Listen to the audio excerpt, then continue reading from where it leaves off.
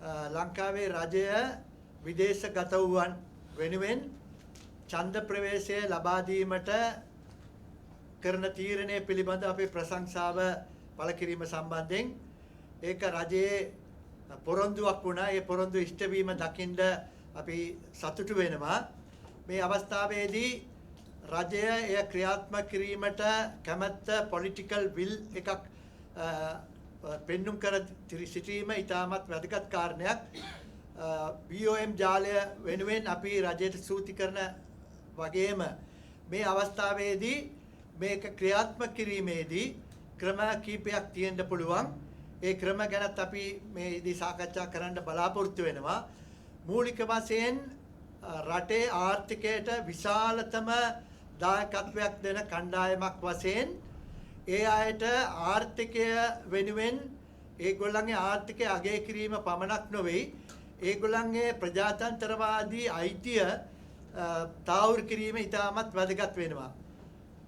දැන් තියෙන ක්‍රමය අනුව මෙතරම් විශාල ප්‍රමාණයක්, ඒ කියන්නේ මිලියන 2.5කට වැඩි විදේශගත වූවන්ගේ ඒ ප්‍රජාතන්ත්‍රවාදී අයිතිය තාවුරු කිරීමට මේකට කලින් රජයෙන් කිසිම තීරණයක් කර තිබුණේ නැහැ.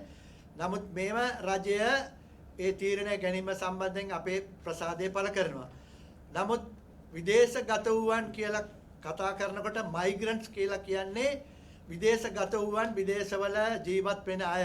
නමුත් අපේ අවධානය යොමු වෙන්නේ විශේෂයෙන්ම විදේශ නියුක්තිකයන්, මේ රටට විදේශ විනිමය ගේන විදේශ නියුක්තිකයන් ගැන, ගෙවල් වල, නිවාසවල, කණ්ඩායම් තැන්වල සේවය කරන ඒ කණ්ඩායම වෙනුවෙන් දැන් අලුතෙන් ඒගොල්ලන් ඒ අයට ඡන්ද ප්‍රවේශය ලබා දීමේදී e-voting ක්‍රමය, ඒ කියන්නේ ඉලෙක්ට්‍රොනික voting ක්‍රමය, එහෙම නැත්නම් තානාපති කාර්යාලයට පැමිණිලා ඡන්ද ප්‍රකාශ කිරීමේ ක්‍රමය, නැත්නම් නියෝජන මගින් ඡන්ද ප්‍රකාශ කිරීමේ proxy voting කියන ක්‍රමය, එහෙම නැත්නම් තපල් ඡන්ද ක්‍රමය postal voting, එහෙමත් නැත්නම් ඒ අය ප්‍රදේශ ජීවත් වන ප්‍රදේශවල ඡන්ද මධ්‍යස්ථාන නිර්මාණය කිරීමෙන් ඒක තුලින් ඡන්දය ලබා දීමට අවස්ථාව ලබා දීම වෙන්න පුළුවන්.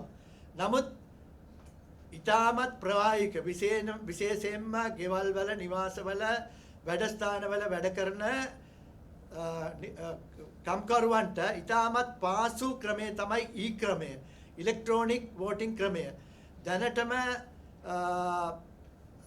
පසුගිය කාලවල අනර්ථ සිදුවන අවස්ථාවේදී, කොවිඩ් අවස්ථාවේදී පවා මේ ක්‍රමය අත්දැක බලා ඒක ක්‍රියාත්මක කරන්න පුළුවන් කියන තැනට අපි ඇවිල්ලා ඉන්නවා. ඒ නිසා අපේ යෝජනාව තිබෙන්නේ අනිත් ක්‍රම කොහොම තිබුණත් යම් අයකින් යම් මේකින් මෙම ඊ ක්‍රමය ක්‍රියාත්මක කිරීමේදී ප්‍රශ්න වලට මුහුණ දෙන්න සිදු වුණත් ඒ අයගෙන් ලැබෙන විදේශ විනිමය හා දායකත්වයේ සැලකිල්ලට අරගෙන ඒගොල්ලන්ට අයිතියක් තිබෙනවා. ඉතාමත් පාසු ක්‍රමයෙන් තමන්ගේ ඡන්දය පාවිච්චි කිරීමේ ක්‍රමවේදයක් රජය පිහිටුවීම. ඒ සඳහා මූලික වේදමක් වෙන්න පුළුවන්. නමුත් ක්‍රමෙන් ඊළඟ මැතිවරණ ලැබීමේදී ඒ වියදම අඩු වෙන්නට පුළුවන්. ඒ නිසා අපේ නිර්දේශය වන්නේ ඊ ක්‍රමය අනිවාර්යයෙන්ම හඳුනා දිය යුතුයි.